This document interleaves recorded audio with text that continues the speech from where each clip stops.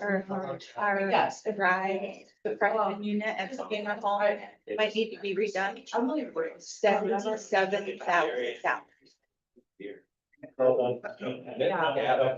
I wouldn't have to be this like. It's a steel.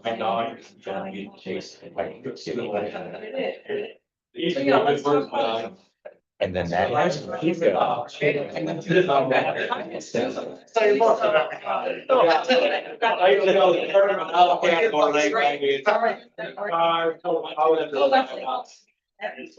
so then, I changed it, it's not very used to see what time it is. Hey, Greg, English. I think grab English. Oh. Yeah, let's say after we'll drop.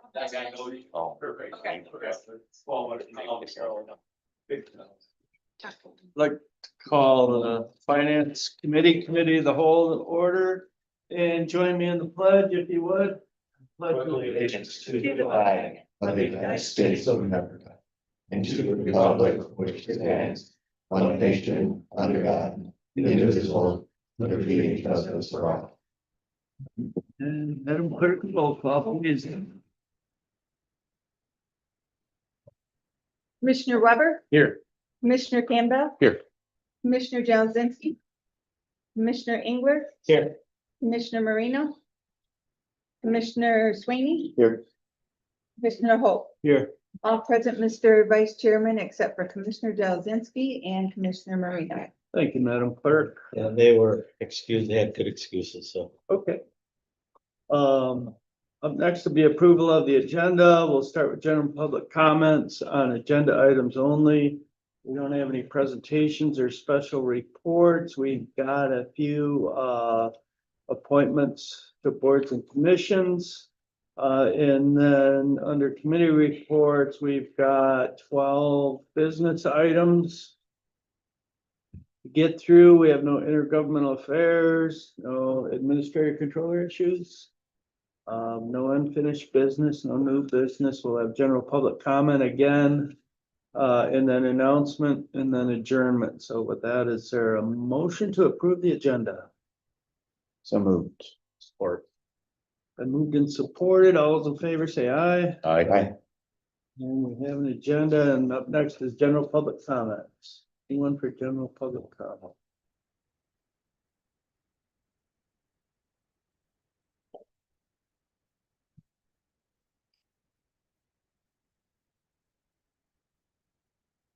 I'm going to pass out some information that I've shared with you before. Part of it I've shared with you before. And this is the sustainable level comparables that I gave to you, establishing sustainable level for the Register of Deeds office, showing that our office was not up to the sustainable level. I did go back out and reach out. Ionia County has a human resource specialist. Newaygo County has a human resource director. Shiawassee County has a finance employee who has added HR duties this year. Tuscola County has a human resource director. The SED level shows the county's ability to pay. If we're suggesting that we have the ability to pay for a new position labeled human resource manager, why are we not reinstating the Register of Deeds office to a sustainable level first? Why is this constitutionally mandated office continually targeted for cuts and downsizing? Why do we have to constantly fight for the right to serve the public? Do you understand that our office is the public's link to their property history, the link to establishing the county's tax base and subsequent changes?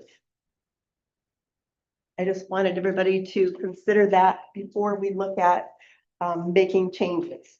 Thank you. Thank you. Thank you. Anyone else for general public comment?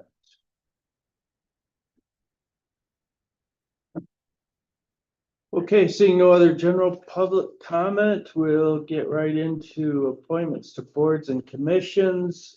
Item A is consider appointing Dr. Petra Rahaman MD is a deputy medical examiner for the county of Isabella, effective immediately. So as you see on your email that currently we have the contract with Sparrow to do medical examiner services through December 31st of this year. They had a person that left, so there is two that they have as deputies that have to be appointed by the Board of Commissioners. Currently, there is an RFP out for these services, so this appointment would be through the 31st of this year or longer if the board renews their contract.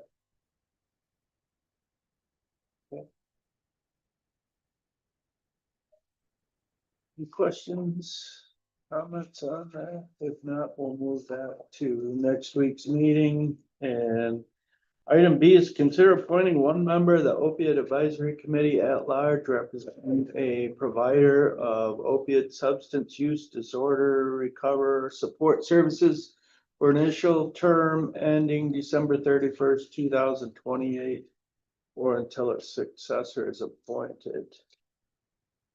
Yes, sir. Yeah, Commissioner Moreno, Commissioner Jellison, she could not be here today, but they did, of course, we don't have to make a decision, but they suggested that Jeremy Bennett be put up into that position B and have Ann Winter's position C, but they'll go through it Tuesday's meeting, so Okay. they both called me and said that they asked that correction be made, or look at that, so. Mm-hmm. Okay. Yeah, I wondered why we had Anna Winters for two different positions. Okay. And then item C would be consider appointing one member of the opiate advisory committee at large with living or lived experience with opiate substance use disorder for initial term ending December 31st, 2026, or until a successor is appointed. And that's the one where they wanted Anna Winters. Oh, yes. You C or D? C. Okay. C, sorry, yeah, no problem. Okay. Item D then is consider appointing one member of the opiate advisory committee at large with living or lived experience with opiate substance use disorder for initial term ending December 31st, 2028, or until a successor is appointed, and that applicant is Rose Jackson. Any comments on that? Our two members on that opiate advisory committee are not present now to speak to those. Okay, we'll move along to item E is consider appointing one member of the opiate advisory committee at large serving Isabella County residents as a licensed professional counselor and or certified advanced alcohol and drug counselor for initial term ending December 31st, 2028, or until a successor is appointed, and that applicant is Amy Campbell. Should have that committee up and running here shortly.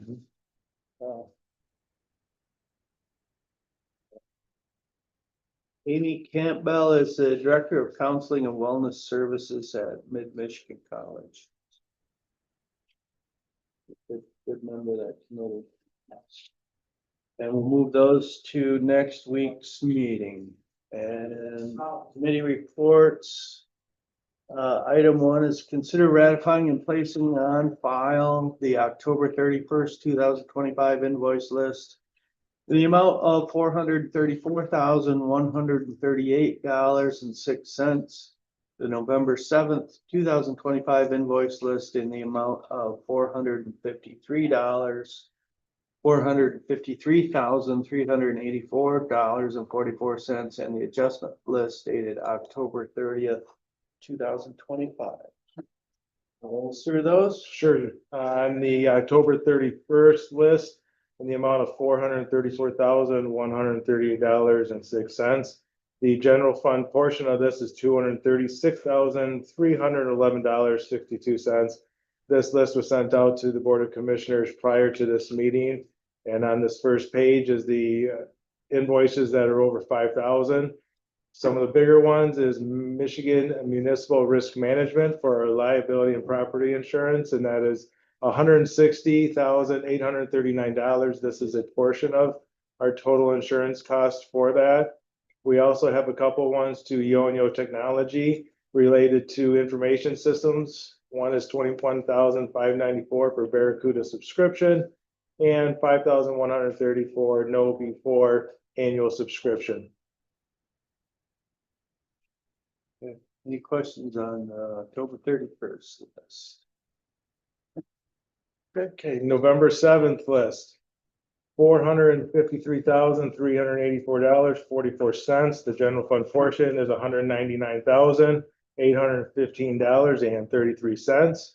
Here we have some of the larger ones is MRP Properties of $17,604.20 for the rent at the 510 and 614 West Pickard properties.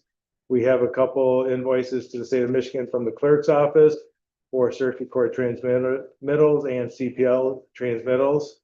You'll see on Pete's Auto Body is repair truck from accident of $11,126.17. This money will be reimbursed back. This was just an upfront payment on that. And then you'll see other ones related to the sheriff and the treasurer. The sheriff for WellPath for a monthly medical services contract of $49,840.54. Okay, any questions on the November 7th? invoice list? Next, we have the adjustments list dated October 30th of 2025. These are the ones that are paid in advance to avoid late fees or to get early payment discounts or to correct any errors that were noticed. On this right here, we do have four errors that were noticed that were changed and are noted on the top two sections under October 17th and under October 24th. And the other ones are your traditional Consumers Energy and Gordon Food Service and DTE Energy. Any questions on the adjustment list? Okay, hearing none, we will move that item to next week's meeting. And item 2 is consider approving the fiscal year 26 Swift Insure Sanctions Probation Program Grant Contract in the amount of $83,277 and authorize the court administrator to utilize DocuSign to sign the same. Got a few people from the courts here. We are here. So Swift Insure this year has a significant change, as we noted in the staff report. So our grant allocation was reduced by more than 60% for 2026. So we'll be making some adjustments there. We do have enough funds to operate the program for approximately 7 months as we try to locate other funding or make a decision on what to do moving forward. So those are the big changes for that program. Our intention is to provide as many services to as many people as we can until we deplete our funding. That's unfortunate. Yeah, we've been kind of watching this for the last couple of years and knew it was coming because the pot gets smaller, but 60% was quite a large cut all at once, so. It is what it is, I guess. Yep, have to deal with it. Any questions? Okay, thank you. Thank you.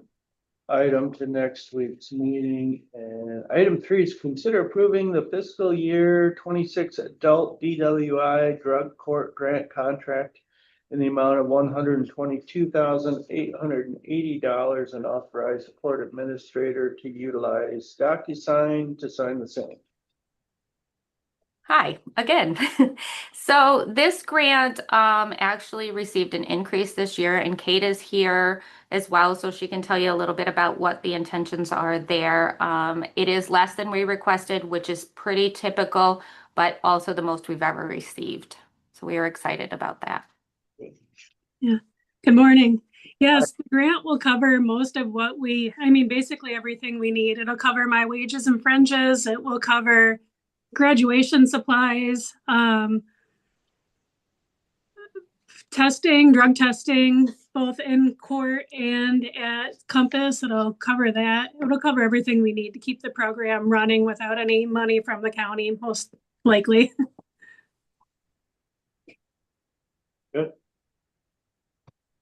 Yes. Yeah, every year I usually ask this question, but do you see any changes as far as what's changes in between opioids or marijuana use or alcohol, what you see as most?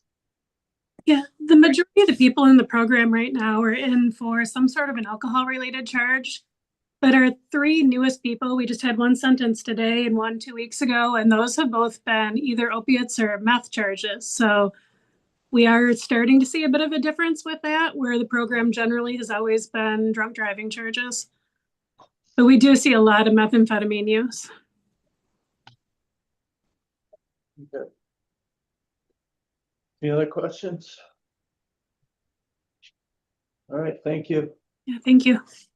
And we will move that item to next week's meeting. And item 4, consider approving the fiscal year 2026 juvenile drug court grant contract in the amount of $104,448 and authorize the court administrator to utilize DocuSign to sign the same. So this is another year for our juvenile treatment court. It is a little more than we've received previously, I believe. Maria's here, so she can tell you about some of the wonderful things that program is doing. But again, we are very thankful for the award that we have. And when combined with child care fund options, this program is able to run effectively and serve the community as we'd like it to. So. Hi, thank you, Carrie. So before the questions asked, I just want to say that the #1 drug of choice for our juveniles remains marijuana, and alcohol is a close second. Although we do periodically keep our eyes out for other substances, sometimes kratom goes through the community, and so we are aware of that, and we're trying to keep our ear open for any use. So what Carrie is talking about in terms of the juvenile drug court is we have spent the last 6 months or so looking at our court and evaluating its effectiveness and also going through trainings and keeping up with current trends. And so one of the things that we are doing is we are restructuring our program, and we are now establishing 2 tracks. We have a track that is designed to meet the needs of youth that have moderate substance use disorder and moderate risk and needs, and then youth that have high risk substance use disorder and high risk and needs. And so what risk and needs refers to is the areas of concerns that are, if they're not addressed, the youth has a moderate or a high risk of reoffending. And of course, we don't want that. So we continue to address simultaneously the treatment needs for the youth, as well as looking at their recidivism risk. And so that's what we've been doing. We've been collaborating with mental health to help us run programs, to run a group for our moderate risk and group, and that's been a great experience. And we expect to roll out those changes right after the first of the year. Thank you. Yeah, thank you. I always have a question. With the high THC levels in the adolescents, are you starting to see gastro problems? Is that still a concern, or is that just kind of a flash in the bucket? Are you seeing any of that or not? So that is a really good question. I'm impressed if you remember that from previous discussions, because yes, we still see that from time to time. Not all the youth have that symptom, but that is something that comes up. We become concerned when we have youth that have repeated absences from school or other programming because of upset stomachs. But yes, that is still something we see.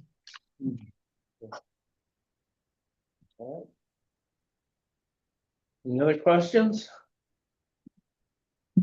Okay, thank you. You're welcome. Thank you. And we'll move that to next week's meeting.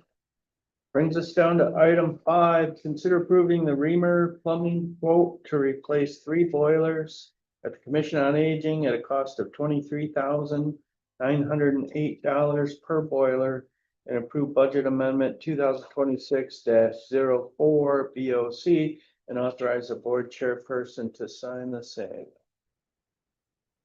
Mr. Shoemaker. Morning. Morning. What you see is pretty straightforward and simple as far as the boilers go. They're 18 years old. We've been having issues with every one of them. As a matter of fact, it's not just, there's 3 in there. If it was one, I could I'm having issues with all 3. With this being a kitchen here, with the hot water needed to run for all the meals and stuff, it's important that we have hot water here. COA has money put away for it. I think it's time at 18 years that we go ahead and buy some new boilers to ensure that we have them for the future. One's been down, correct? Okay, so it's time. Yeah. Hit the life of expectancy, so once you start putting money into repairs. And that's just it. I mean, I don't have a boiler repairman. And those technicians are not cheap. Rightfully so. I mean, there's a lot of responsibility for a boiler tech. I mean, as far as legalities, liability, so we don't work them on ourselves because we're not certified to do it. Do you know if there'd be extra expense for electrical? A little bit, not much. Would these be a little more energy efficient, the new boilers, or? I would assume so. I haven't compared as far as the energy efficiency of them, but they are going to be 18 years newer, so I would hope so, certainly. I know some of the newer ones, they also require a little more maintenance, so. But They're not trade-off. They're not cheap pieces of equipment to have. I mean, there's the yearly inspections, there's the PM maintenance on them, all that kind of stuff that we've got to hire out, but where buildings designed here at the courthouse. Okay. Well, if we don't do it now, it's gonna be soon and we end up putting more money into maintaining what we have up there. Yep. Okay, any other questions? All right, thank you. Steve. Thanks, Steve. We'll move that to next week's meeting. And brings us down to item 6, consider approving the electronic recording application for direct submission ER recordings as presented. So this is just a approval of an electronic essentially agreement between a submitter that would submit online electronic recording. Last year, you approved a e-submission program with our vendor, which offers most vendors, if they're e-submitting large amounts, they get a break from, we have numerous different vendors. We have Simple File, EPN. We would still keep all of those. They get a discount because they're submitting all over the US. But for those small vendors that are like local, they don't have a way to do that. If they go out there, some of them are paying $50 to electronically submit because they're a small time submitter. This allows them to submit to us for $3. It would only cost them $3 to submit, but we have to have some type of an agreement with them, just like we do with all of we have a similar memorandum of understanding with each one of these other vendors. Anybody who signs up with them has a similar memorandum of understanding. And basically what it's saying is that they're not going to submit a copy. They're going to only submit a document that is legally recordable. They're going to accept our rejections. We're only going to, on our end, we agree to only reject for reasons that are for recordable. We can't reject because we don't like that document. We can only reject for a reason that if the document doesn't meet recording requirements. And so it's just kind of like an agreement between the parties. They would electronically sign that. It allows us to sign up all of those submitters. We've had several people in the area already interested in doing that. When we were right next to the court building, a lot of attorneys would go to court. They did their thing. They stopped by our office. They would run down the hall to the treasurer's office, get a tax cert on their deed, stop by and record it. Well, now they have to travel over to the to 510, and if that's where they have to do business, they wait. If they get a tax cert, then they have to wait and come in to our office, get their documents recorded. And for them, if they're sending a runner, which is what they normally end up doing because they're spending more time in court, in their minds, that $3 is more than worth it to just go ahead and send it electronically, because that way, if there's a problem with the document, we're not rejecting that document to some runner that doesn't understand the reason. We're rejecting it to them with the excuse they can get that document corrected and get it right back to us just like that. And so this allows us to do that. I've already checked with Berrien County has the same system as we do. They also have Tim Perone as their legal also. So when we have something, I usually run it by Laura in Berrien County, because that way I know they've already had this ran by Tim Perone, so I know what he's going to flag. The only thing he flagged was when they had it, there wasn't a date in it. Ours has the 30 days, which is what he wanted in theirs. So I'm fairly certain that he's not going to have a problem with what we have, but obviously we're going to not submit that until after you guys approve to move on. Does anybody have any questions? Just a comment, it sounds like it'll make that whole process so much simpler. Yes. When we first approved it, their system, they wanted us to do ACHs for every transaction, which would have ran through the treasurer's office at the time. Kathleen had just taken over. They had new employees. That would have been a lot of tracking for them.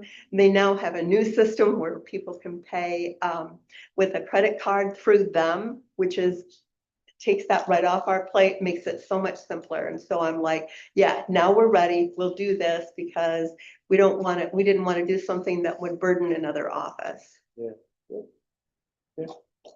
Any questions? All right, we'll move that to next week's meeting. And item 7 is consider approving the proposal for U.S. Archives Incorporated for record storage proposal for a length of 1 year in the amount of $13,262.80, and authorize the board chairperson to sign the same. I just have to get that one up on my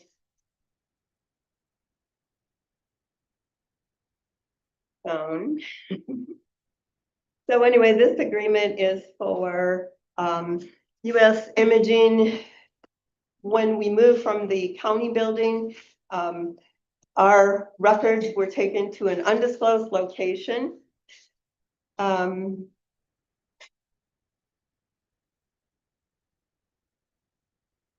some reason, I'm not, when I pull it up and it's the correct date, I'm getting the wrong information. We'll just wing it. So what they did was they gave us used tiger boxes, had us put all of our film directly into these tiger boxes, all mixed up together. And sure, thank you. So all of that was put into tiger boxes and moved to this undisclosed location. Not the best situation. They had me go out for a bid with U.S. Imaging. I came back with the bid. At that point, they said, well, if you have that much money in your budget, we have no money in our budget. We've never had an excess in our budget, which was quite disappointing. Like I pointed out in the thing, since I've been registered, we have taken in over $500,000 worth of copies. The statute for our copies that we put in the general fund, that statute sets that copy fee at $1 a page. And that's to cover the perpetual maintenance of those public records. And that's what that purpose is. And yet we have never, ever had the ability to go in and say, hey, we have a problem. We have records that need, we need new jackets. We need this, we need that for those public records. Nope, we don't have the money. Well, where's the money? You know, it's like, this is just a continual problem that we've had. That's what that money is collected for. And like I explained in there, that they put such a high priority on that even if our records are FOIA'd, we have to collect that $1 a page. If our records are pulled from equalization, equalization has to defer to us and collect that $1 a page. The treasurer's office collects the $1 a page for the copies from our office, because that's what, whenever we've gone against legislatively against the Zillows, and now we have Redfin, we have all of these different organizations that want to take our copies. Those are the public's records. Those are the reason that that $1 fee is collected, is to preserve those for the public, because they have a right to have their history kept. And so the issue is, at this point, last year I found out that where we are housing the host of our records actually leases the building that the records are in. They were contemplating whether they could afford to renew that lease or not. And when it got to that point, they did finally end up renewing the lease last year. We don't know if they're going to continue the lease this year or continue the lease in the future. So I think that at this point, these are the public records. We can't continue to not take care of them. It is our duty to make sure that those records are safe. We're supposed to have them available to the public. We can't do that in where we're at now. We're not able to have those. It is a lot of extra work on our behalf, because there's a lot of things we have to do as in our office to continually try to have that information available to them, because we don't have the records. We just literally don't have the resources available to us that we're supposed to have. But at least if we go with this proposal, those records will be safe. We know they're safe. U.S. Archives, I was able to, when I went to a conference in Bay City a few weeks ago, I was able to tour that facility. The facility is awesome. They have expanded that facility recently. They have a special place where they put the microfilm, where it is temperature controlled and humidity controlled. The books are controlled. Their system for storing like the files is awesome.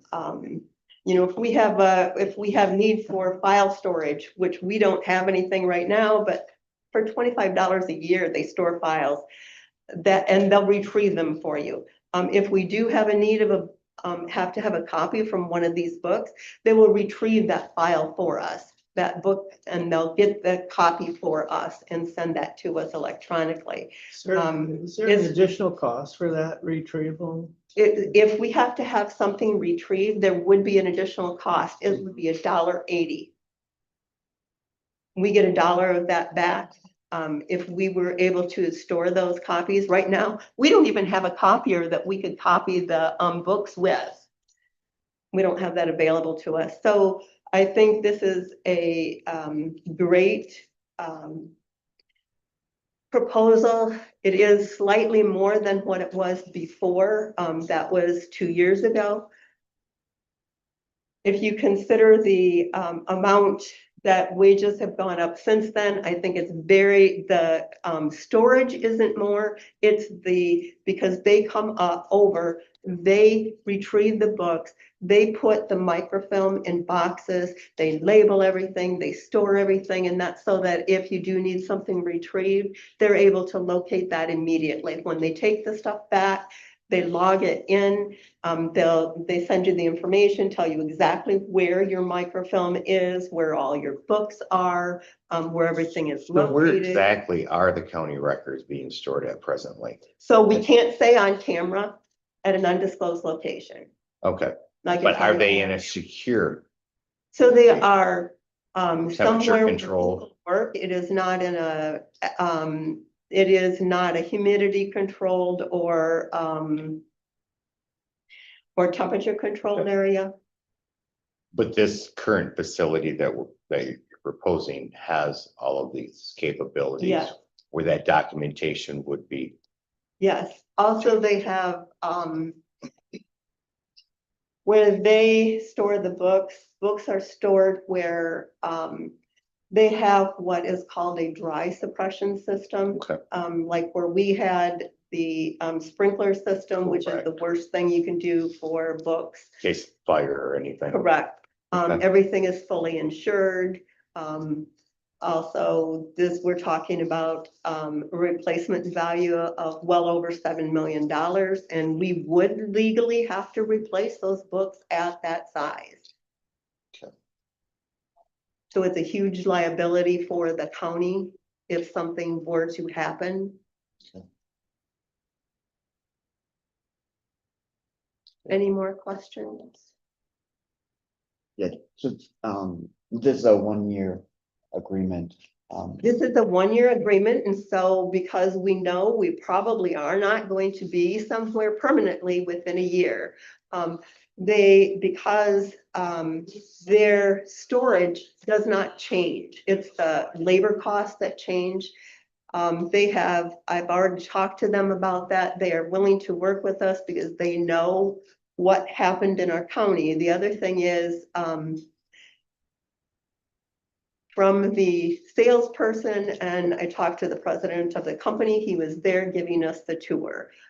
They said our county is a good county for them to use for PR purposes because they want to do something that they don't want to raise the price for us. And the part of the reason is they want to be known as the company that, and they're right over in Saginaw. So they are the only Michigan-based company that has storage facilities like this. Otherwise, you're talking about having your books transferred to Texas. But they want to be known as that reliable company that comes in and helps their fellow Michigan customers. And so the rate would be, if they have to go up at all, it would be very, very minimal. And they will work with us as far as, like if it's a 6-month, a 3-month, whatever it is that we need in additional, as opposed to, we're not going to be locked into a full year contract beyond that. Once we figure out approximately what we need, they're willing to give us a new, like an extension to the contract. And that's just for the storage purposes because we're already paying for the pickup and delivery. Are they currently storing governmental documents? Yes. They are storing for federal agencies, for numerous different counties. A lot of counties don't have places to store files. Their system was awesome when I went in there. If you ever get a chance to go over there and take a tour, you ought to try. They have a system so that like a lot of county records are able to be shredded after so many years, and they have like all of a county's records are going to be in one certain area.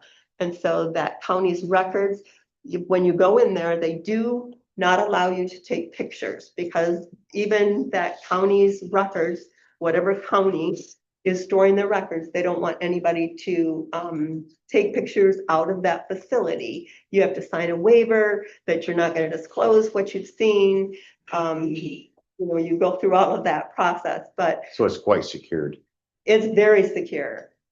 That information, those records, huge boxes of files, they have labeled, and then when those records after 10 years, 15 years, whatever the storage requirement is on that, when that comes due, they already have those labeled and know that those are ready for shred. you can pay to have them shred, but before they actually shred those records, they contact whatever county, whoever that group is, and they make sure, they say, oh, hey, you have this file box ready for shred. This is the contents. Do you still want this shredded? And they wait until they get an affirmation that that is supposed to be shredded. Then they shred the thing. They send them back a certificate of shredding so that they know that those records have been legally shredded. Thank Any you other- very much. Any other questions? All right, thank you. Any other? All right, and we'll move that item to next week's meeting. Brings us down to item 8, consider approving the proposal and agreement from Secure Alarm for panic buttons at a cost of $5,296.71 for installation and $45 a month for service, and approve the attached budget amendment 2026-03 BOC. And authorize the board chairperson to sign the same. Good morning. Good morning.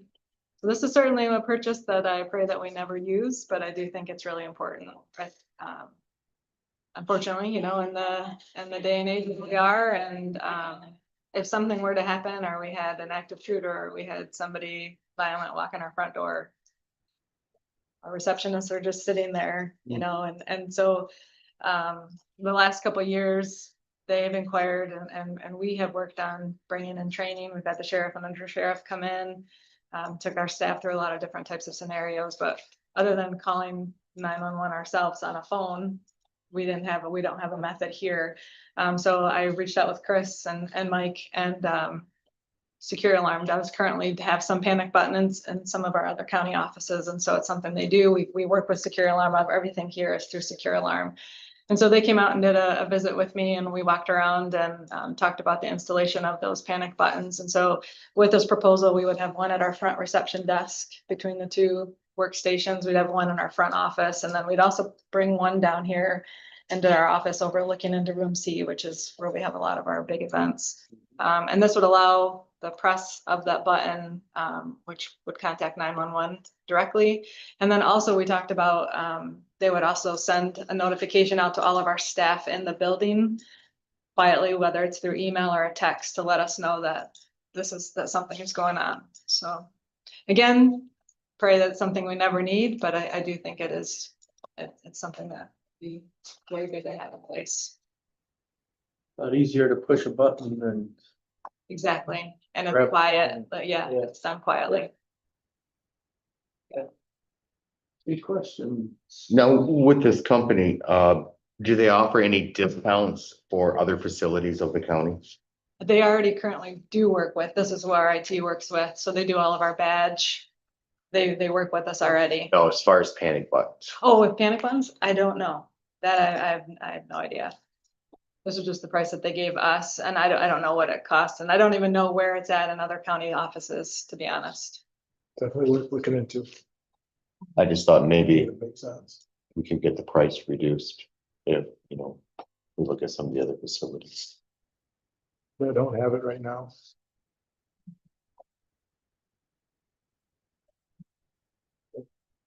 Okay. And does that call go directly to the sheriff's office? No, it goes to 911. This way, it goes to catch office. Then they tell you what to 911 because alarm bell can't go directly to 911. Oh, that's what I. Yeah, it goes to a third party, it's back to 911. Okay, There's auto dialers, but there's, yeah, I don't know. I just know it would alert the police to know that we have an emergency to get them coming, so. Do you still have your SSA radio? You used to Yes. have one. We do. All right, we're getting ready next month to fix those, so they're gonna operate too, so that'll be an alert option. Okay. There where you push the button and then you have direct communication. With dispatch. Yeah. So we are, this Chad's got that lined up, so. Yeah, we have that. It's in Mallory's office right up. Yeah, it's about 50-50 running right now, but Chad's got it lined up. We're gonna work next month to get that fixed. Sheriff, are those something that maybe the rest of us who don't even have a panic button could have in our office? So I think what she's talking about, and this is similar to what the court has, they have panic buttons through Secure Alarm currently. we've done that a few times, we went through and tested it. It's always, they've gotten moved, they're not in the right spot, they didn't, come into the right locations. We update that stuff, which we've done that in a while, which we might want to do that with EM and whoever else. But, so we already have that in the courtroom from secure alarm. That's part of some of the stuff they have. So it's not like we're inventing anything new.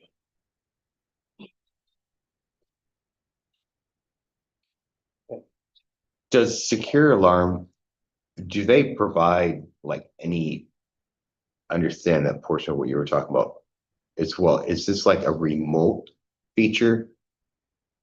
So the courthouse has them in certain areas where it's just under a desk or it's in a, place where. But do they offer like a wireless or remote type feature? So there are some out there, and I'm not sure about secure alarm. They could have do, they could. pendants and stuff, probably Okay. pendants, unless they're GPS mapped in the building, people will move them, so they'll come in that it's in Jen's office, but really it's been moved down to the kitchen, so Okay, it's a lot of, sometimes it doesn't work so good unless it's GPS, but yeah, there are some that do that. the only reason I'm asking is I was kind of thinking about, it would be nice to have something like that at the Pickard facility, as well as possibly the county clerks, just because they're both remote site locations. I have to get with IT, Chris, to see exactly what you have there. I don't think you have secure alarm cameras and systems in that building, so the infrastructure doesn't exist. We'll do a little bit more to get infrastructure in there, but it's worth looking into, and I think you kind of touched about the radio component about having that as a minimum or something like that. We have some offline conversations with temporary solutions, but yeah. Just something temporary Yeah. for the time being. I know when the tech was walking around with me, they could either hardwire or do a wireless option. So for us, it did work to just do the hardwire, that we had everything already all set in the building, but I apologize, I sort of got a little No, off it's- track on everything, but it's good conversation for it, yeah. Thank you. Thank you. And we'll move that item to next week's meeting.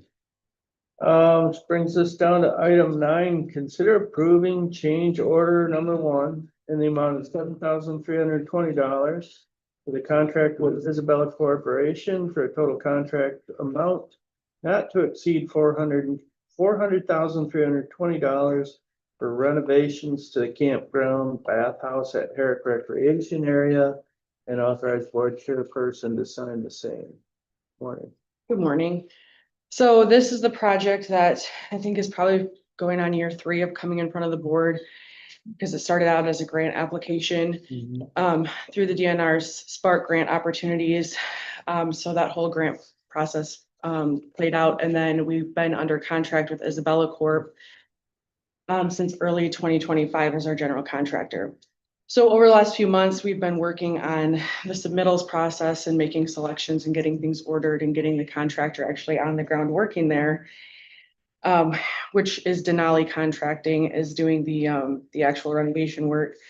So one of the things that Denali brought to us that was not specifically called out in the architectural plans, and I think part of that is because our architect worked largely off of what was included in the scope items of the grant. So whereas the roof was in there, exterior doors was in there, he didn't specifically call out replacing the soffit. So what this and before I get into the change order specifically, just as a reminder, so this bathhouse serves the campground at Herrick Recreation Area. It was built in 1986. So everything in the building is original right now. And the project was already including basically renovating the entire exterior of the building. So we're already doing a full tear off roof replacement, including the drip edge and the gutters. We're already replacing the siding, the exterior doors, anything that's any type of trim on the outside of the building, redoing the sidewalks that surround the building. And the contractors even did like a commercial grade power washing, cleaning the block that we're not replacing. So the only piece of the exterior of this building that was not being replaced was the soffit. So the contractor, when we started working with Denali, was like, this just doesn't really make sense to have everything else replaced, but not do this one piece and keep it on the same lifespan and the same timeline. We did look into the feasibility of just doing it ourselves after the project was wrapped, but with putting all that new metal trim on and then having siding that was coming right up to the edge of the soffit, it didn't make sense to potentially have to damage brand new material to get that soffit off and replace it ourselves after the fact. So we did ask them to give us a quote, and that is what was submitted as the change order. Do you have a question? How large is this bathhouse?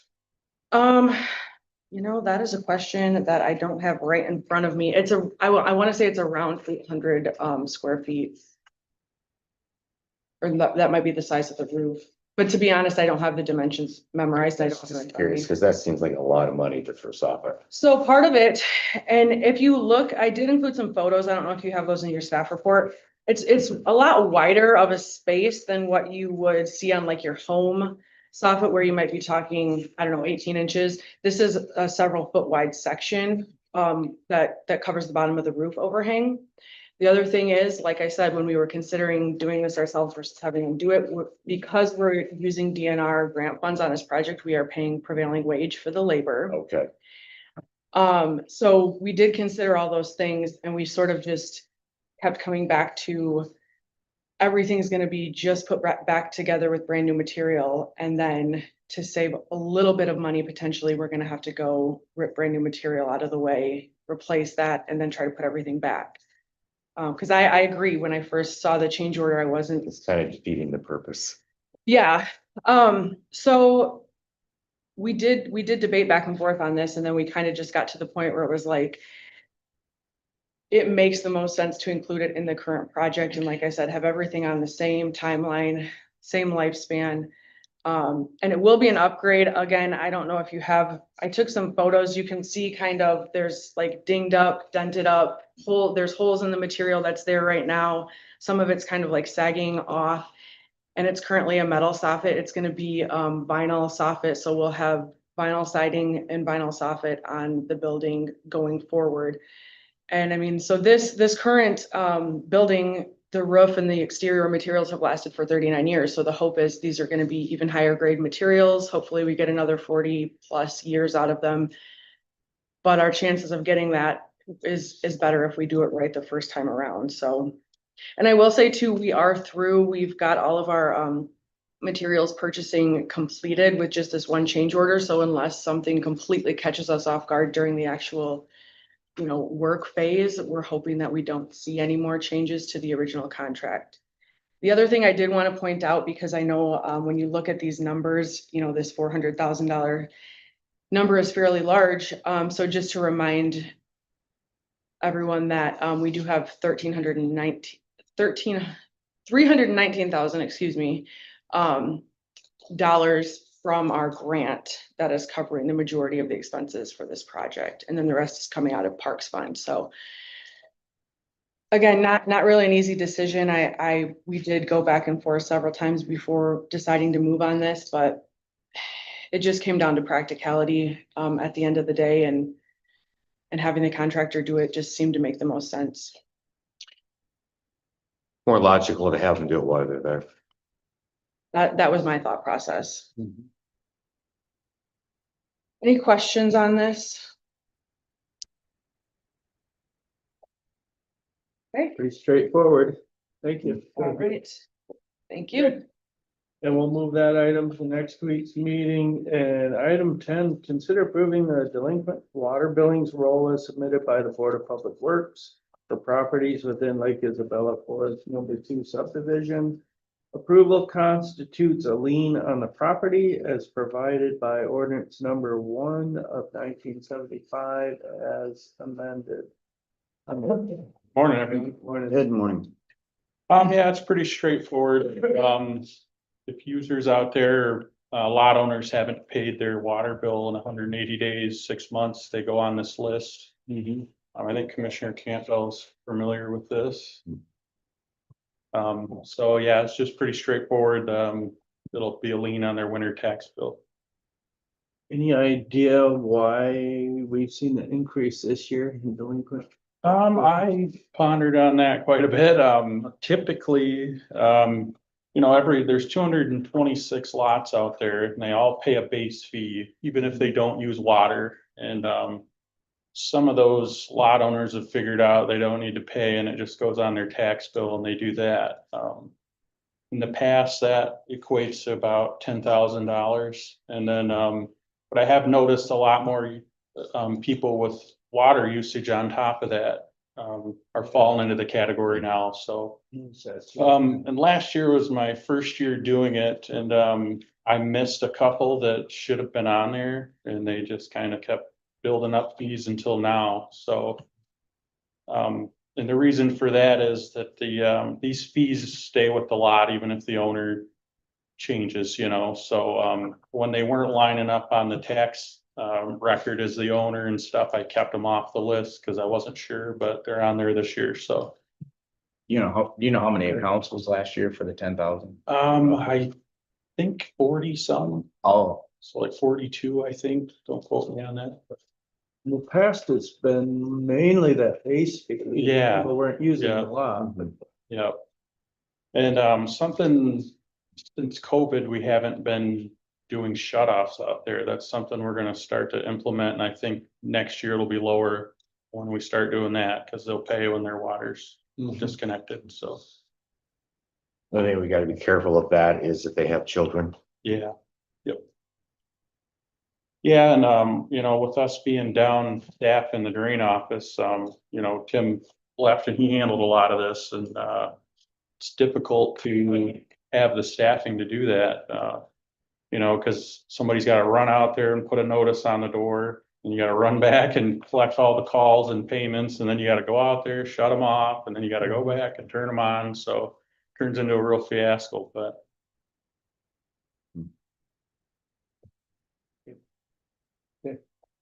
Yes. Not a question, but comments.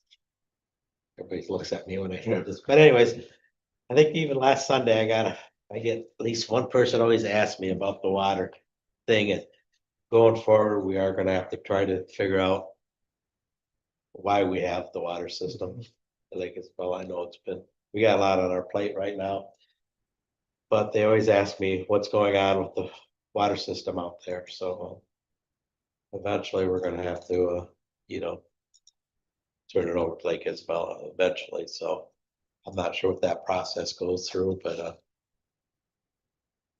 it's been on the books for about 3 years now, I think, or 2 or 3 years, so. It's a hot topic at all the BPW meetings. I think they're probably gonna bring something before you guys. I've been informed that was gonna happen. so- Yeah, So. yeah, I mean, it's. When I saw this, I said It's a liability on us, and, you know, like Eagle sends us bills for the testing, and I just cringe opening one of their envelopes, like, it's like cutting a wire on a bomb, because you just don't know what it's gonna be, so. eventually, like I said, we're gonna have to move forward and turn that system to them, so. Yep. I know we've looked into several legal options out there, And during COVID, there was a period where there wasn't being collected and stuff. Have we caught up on the total collection, or we're still getting? We're still behind, it's, you know, eating an elephant one bite at a We're getting time, there. but yeah. And that was one of the issues on just handing over. We had this liability of payments that weren't done, so that was a complicating factor in this. So once we get closer on that, then it'll make it easier, hopefully. we'll get there. Are we still outsourcing the water testing?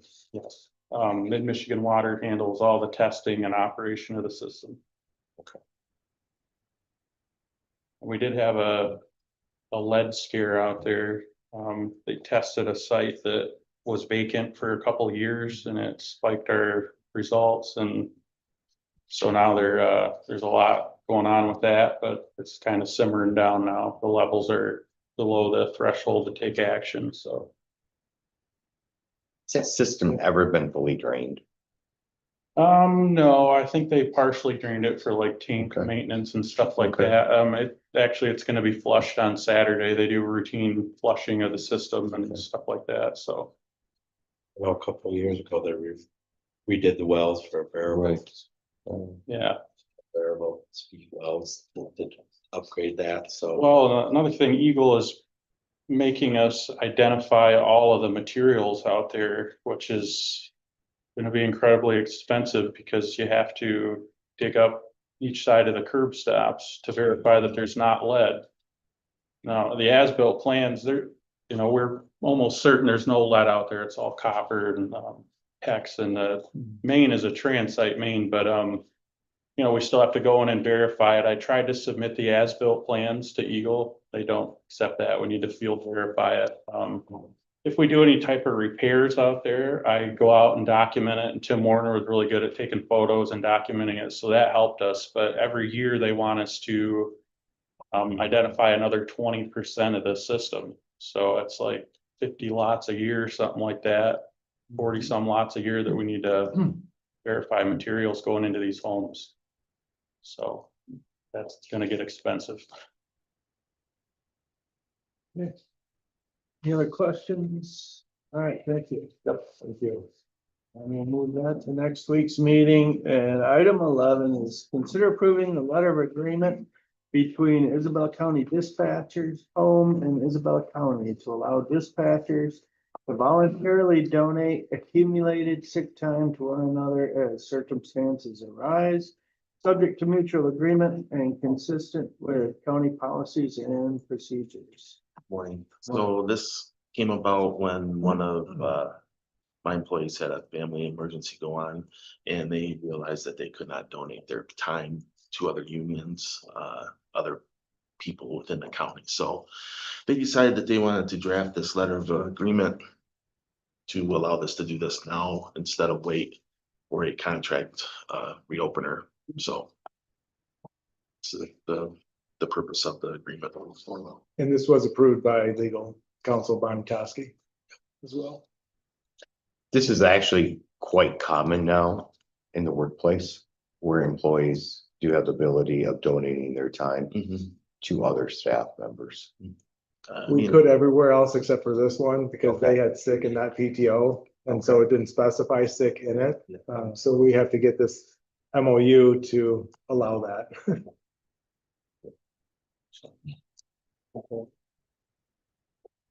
Yeah, all right. Perfect. Thank you. We'll move that to next week.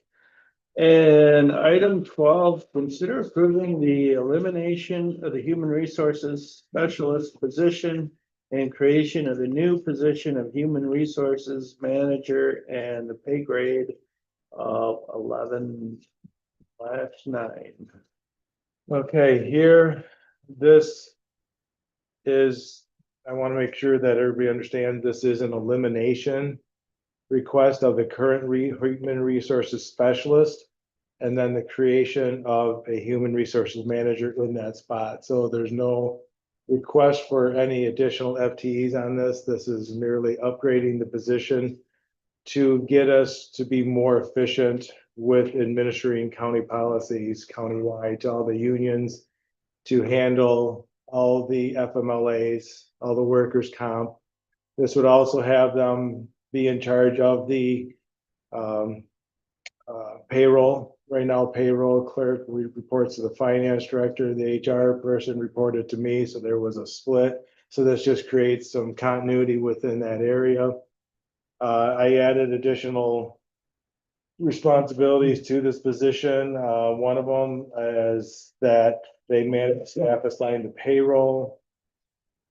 They are going to manage the county's compensation plan. As you know, you approved that 3-year comp plan. So every time we have a new employee, we've got to put them in the old grade and then factor them into the new one. So this one, it will help administer that comp plan. I want to make sure that they ensure compliance with all employment laws. I want to make sure that they are an integral part of the annual budget process, that they conduct research into personnel laws and regulations, determining the implications for county personnel program, and then draft those policies if necessary. Previously, that was just left up to whoever had time to do it. Whether they did or if it was the county administrator controller to do it. This is just creating a solid position that is going to be 3 to 5 years of experience or equivalent for that. A bachelor's degree right now, it's a bachelor's degree with 1 to 3. So with the lower pay, it was becoming a recycling through and stuff. So this creates continuity and was brought up before. Yes, there are some counties that have specialists. There's some counties that have managers, and then there's some counties that have directors. Gratiot County has an HR director, and I'm not requesting that. I'm requesting that mid-level HR manager, 3 to 5. Right now, I have the motion written for 11-9 because that's what we have to do. We have to plug them into the old grade. What would the new grade be of 9? And then you got to factor in, so we can't just hire them at the new 9 and it'd start off a lot higher than everybody else. So you got to do that 3-year implementation plan even for those new hires and stuff. So that's why I labeled it 11-9 on that.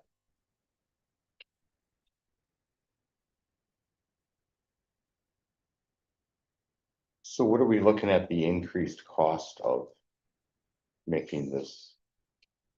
From the current employee that we have who's got a few years' experience into, let's say, if we were to do a start or to do a beginning, we're talking about even or maybe even $2,500 for the first year, but then it's gonna go up because you got a 3-year implementation, so the gap is gonna get more as the study is done. But this current year, I'm not requesting a budget amendment because we're gonna have some vacancy in time and stuff, so that'll make up for any increase in pay that'll be going into this position. But long-term, this position will be paid commensurate of a manager that is managers in all the other departments as well. So if there's a manager in Commission on Aging, this would be a 9 to reflect that as well.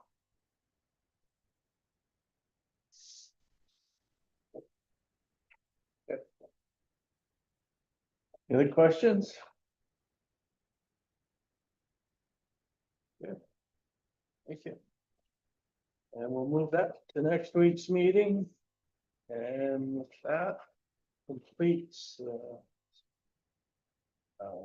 committee report.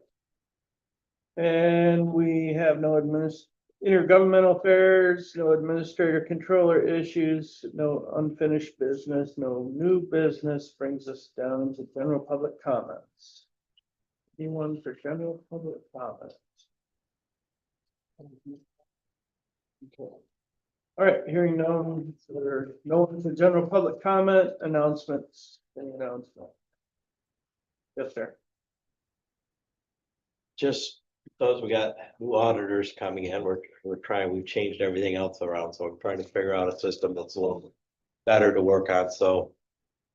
What we're talking right now is having a system where the commissioners can submit questions during the audit and after the audit, so this is nothing set in stone yet. I'm looking for ideas, but to kind of change the system up a little bit and make it a little more open and available. So that's just an idea we've been working on. We haven't talked with the new auditors yet, but that would be an idea where the commissioners have a little more involvement in the process, ability to submit questions to the auditors and have them turn back. So we're kind of working on that. So we'll take any ideas, but those are just something we've been kind of. And if I may continue on that, and the thought would be is that if you do go that route, probably doing the questions earlier on, so as they're going through all the numbers and stuff, you're not having to backtrack or stuff. So we just have to, Finance Director Whitmer and I would have to sit down with the auditors and see when would be the best time, because they do go around and talk to individual departments and ask the basic questions. Do you suspect this? Do you have any questions on this? And I think this would just accompany that initial time frame. Yeah, we're just trying to get the process started a little Yeah. earlier. Yeah. So. And just thoughts that you may have and Something concerns that you different. may Well, have. hopefully it'll work. So we'll see. Yeah. But we'll take any suggestions but something we're just kind of working on, thinking over. So. Okay. Any other announcements? All right, is there a motion to adjourn? So move. Support. All those in favor?